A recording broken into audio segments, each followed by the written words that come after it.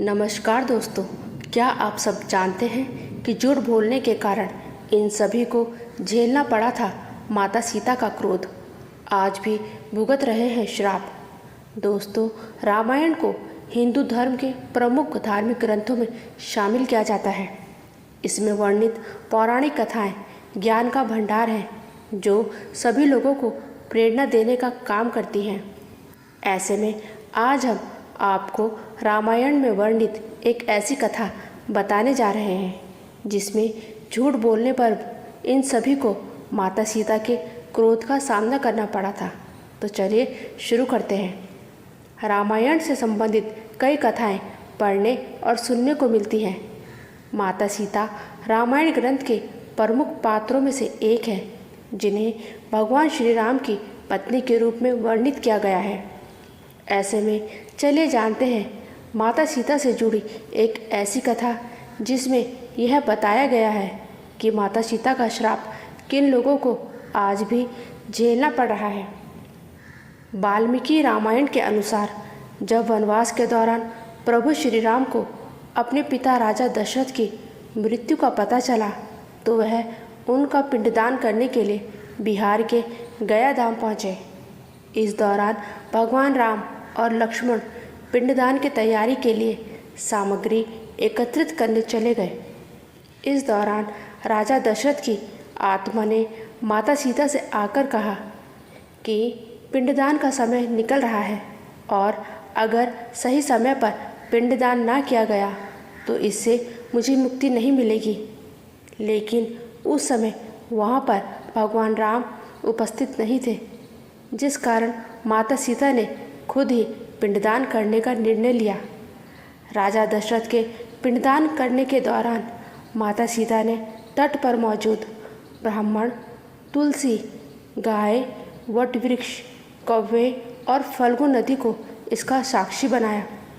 राजा दशरथ ने माता सीता का पिंडदान स्वीकार किया और वह तृप्त होकर पितृलोक चले गए।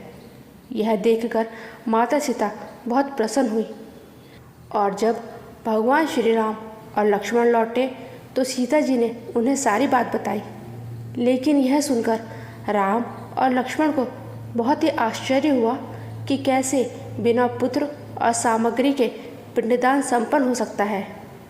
तब माता सीता ने उन सभी साक्षी को गवाही के लिए बुलाया, जिसमें से केवल वटवृक्ष ने सत्य कहा।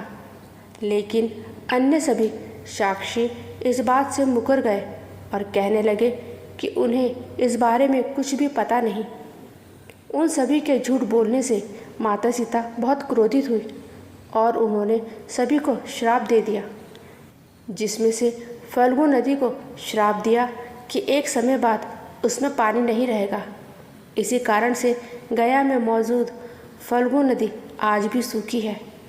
माता सीता जी ने तुलसी को श्राप दिया कि वह गया की मिट्टी में कभी भी नहीं उगेगी और यह आज तक सत्य है कि तुलसी गया की मिट्टी में कभी नहीं फलती।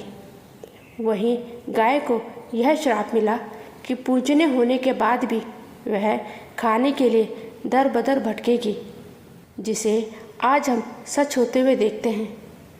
वहीं माता सीता ने ब्राह्मण को यह श्राप दिया कि उसे कितना भी मिले लेकिन फिर भी उसके यहाँ हमेशा दरिद्रता बनी रहेगी।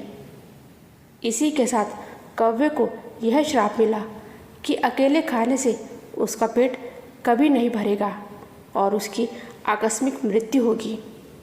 इन सभी साक्षियों में से केवल वटवृक्ष ने सत्य बोला था, जिससे माता सीता उनसे प्रसन्न हुई और उन्हें यह आशीर्वाद दिया कि उसे लंबी आयु मिलेगी।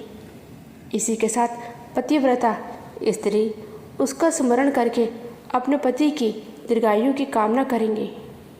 तो दोस्तों, यह वीडियो आपको कैसा लगा कमेंट करके ज़रूर बताएं और ऐसे ही रोचक वीडियो के लिए मेरे चैनल को सब्सक्राइब करना ना भूलें। धन्यवाद।